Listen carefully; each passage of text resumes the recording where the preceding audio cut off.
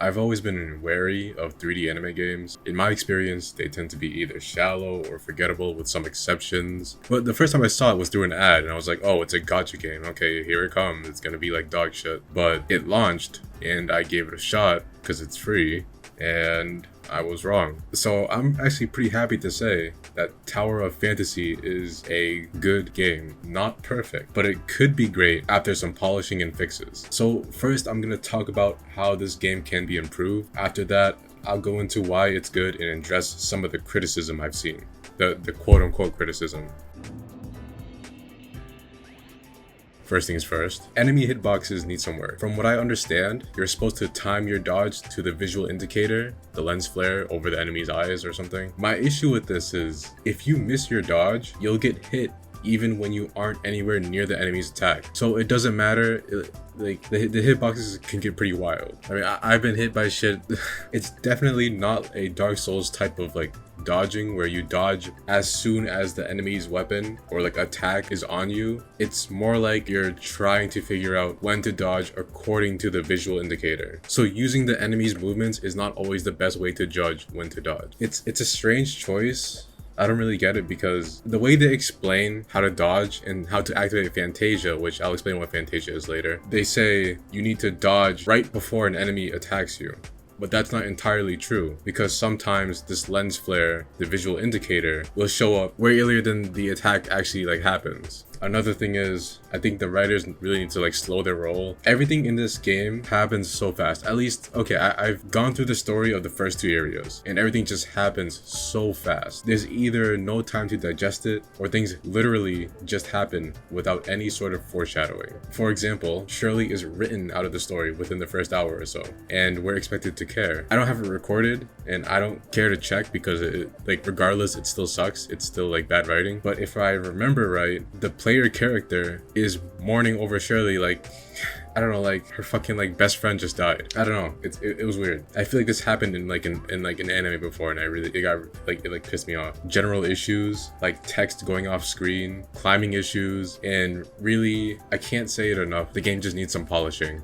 Better explanations for mechanics. So I was looking at Crow's weapons and was wondering what the skill actually does. From what I've read, from what the game tells me, it gives your character a buff called hyper body. I don't know what that is, and the only reason I figured it out is because I played too many video games. So from what I can tell, it's a super armor buff, but the game doesn't explicitly state it anywhere. I don't know, maybe I couldn't find it, but just putting it out there. A lot of terms can be explained in the game like a little bit more efficiently, or just flat out explained, because like just telling me it gives me hyper body, I don't have much to go on there. And apparently this like super armor mechanic is sometimes called hyper armor, which is what I'm used to. Originally, I was introduced to super armor as hyper armor. So the only reason I put two and two together was because I grew up with a game that called super armor, or it referred to super armor as hyper armor. That's the only reason I figured it out. Otherwise, I would have been clueless.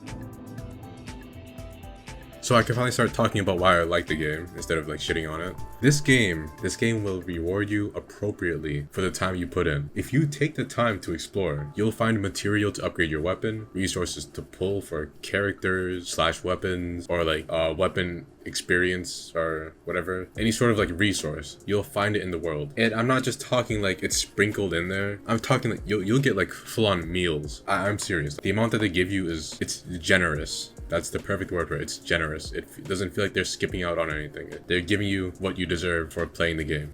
For me, another thing, the gameplay is fun. While I did criticize the game for its wonky dodges and strange hitboxes, the core aspect of the gameplay is fun. A perfectly timed dodge will get you two things: Fantasia and a weapon discharge. Basically, Fantasia is a slowdown mechanic, and a weapon discharge is simply big damage most of the time. One example I could think of where it's not is if you have a healing item on, if you use a weapon discharge with a healing weapon, you'll put down just like a healing AoE. I don't think games need to have all this just for dodging or just for a perfect dodge, but in this case specifically, it makes dodging a satisfying defense tool rather than just another aspect of combat. Quality of life features are more abundant than a certain other game. You can skip dialogue, cutscenes, quickly upgrade your weapons and gear, everything you'd expect from a game made after 2010. My only complaint is having to wait for the first few dialogue boxes before you can skip the dialogue. So say you're engaging with an NPC because he has a side quest for you. You're gonna have to sit through the first two lines of dialogue before you can actually skip. I think it's kind of annoying. The whole purpose of a skip dialogue button is to skip the dialogue entirely, so I don't see what the point is in like holding off on it. If people want to skip, they can skip. The gacha is extremely free to play. The gacha, I hate that word. The gacha is extremely free to play friendly. I know gacha and free to play don't really mix, but I haven't respected another gacha game this much since Azure Lane. It kind of circles back to being rewarding, but the amount of pulls I've gotten for free is absolutely insane. Apparently you can even get an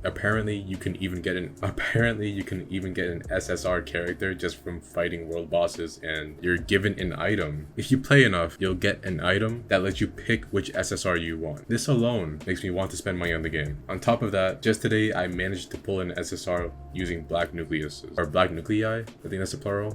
For anyone unfamiliar with what that even is, imagine if Genshin had a banner for common items and the resource required to summon was also extremely common. Now imagine if MiHoYo added a slight chance to get a 5-star from this made-up banner. It might be hard to imagine, I know, because they would never do that, but that's what Tower of Fantasy is doing, and it's really fucking cool. The characters are fun. I haven't checked to see if the characters are complex, but I really don't care, because to me, if a character is written to be simple, I can enjoy them for being a simple character. So for example, Echo is best girl because she's fucking cool. The visuals, music, and animations are good. Not great, but not quote-unquote absolutely awful either. Side note, if what you're looking for in a game is pretty visuals and nut-worthy animations, then I tell you right now, consider just watching like anime movies or some shit like that, because games are there for gameplay. The last thing I want to touch on is some criticism I've been seeing of the game, particularly from people with Genshin profile pictures. And that's how you know it's bad.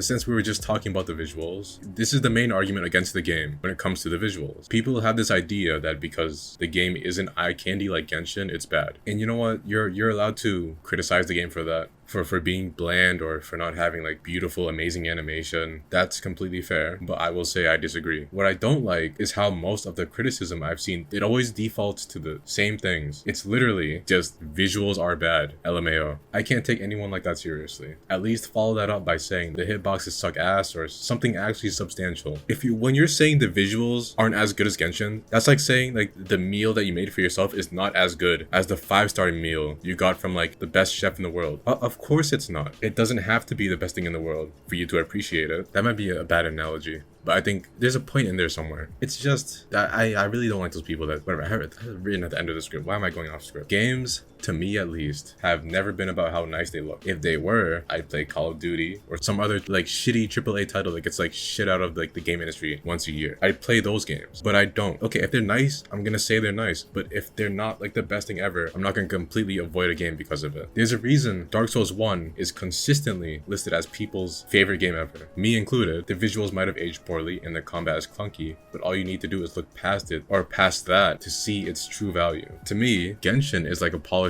like stone. It's nice to look at, but at the end of the day, it's still a rock. I'm not gonna be amazed by it in the long run. Tower of Fantasy is like a dull piece of gold that needs to be refined. It's not eye candy, but there's value under the surface. It's like comparing a catchy mainstream song to something like I don't know, fucking MF Doom or like Nujabes. It's like, sure, for the people that don't get it, they're not gonna like it, but for the people that do like it, they're gonna fucking love it. And I just wish people would give the game credit, because there are things to like about Tower of Fantasy, and these people just like fucking brush it off their shoulder, like, yeah, whatever, the animation's not like fucking the best shit in the world. It's really mind-boggling sometimes. I think I made my point. Another thing is the claim that Tower of Fantasy is a Genshin clone. I hate this one. I hate it. I can't stand this one. If you take 2 seconds to think about it, it's not. The gameplay, setting, traversal, and combat are extremely different. People just see the open world and anime girls, and now it's a Genshin clone.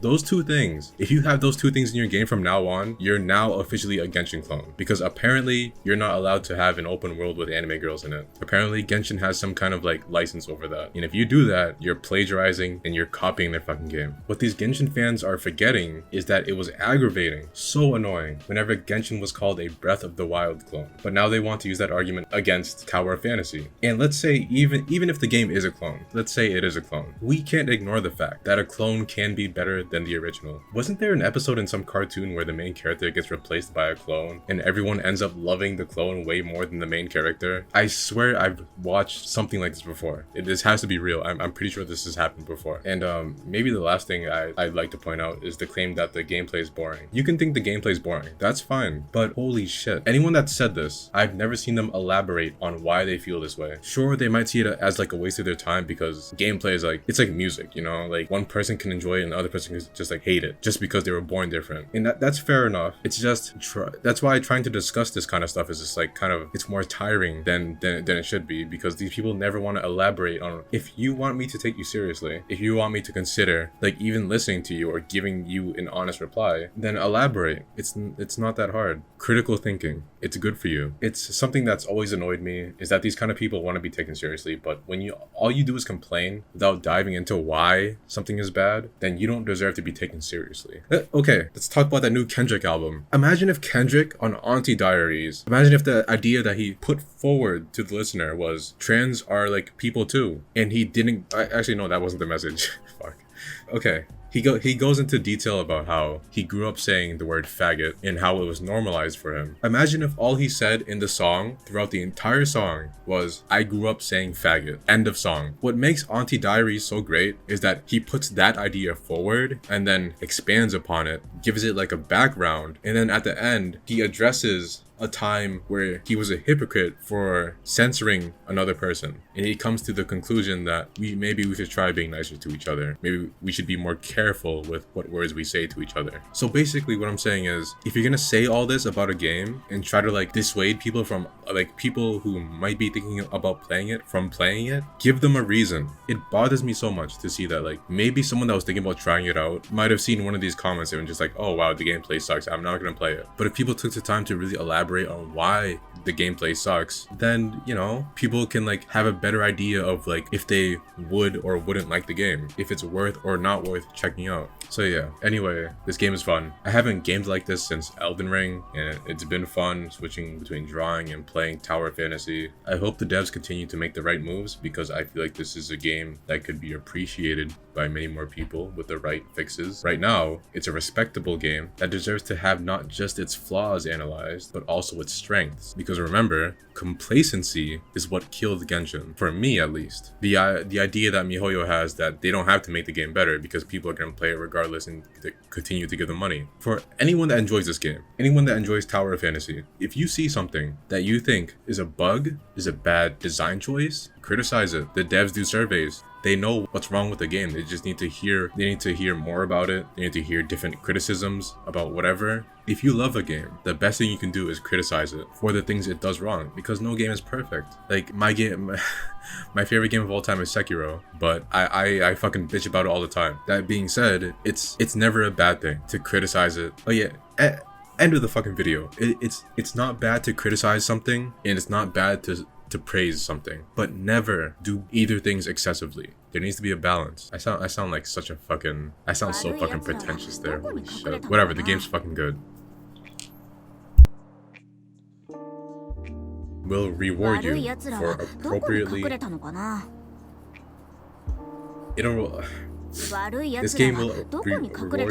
game will reward you perfect. Oh my god. This game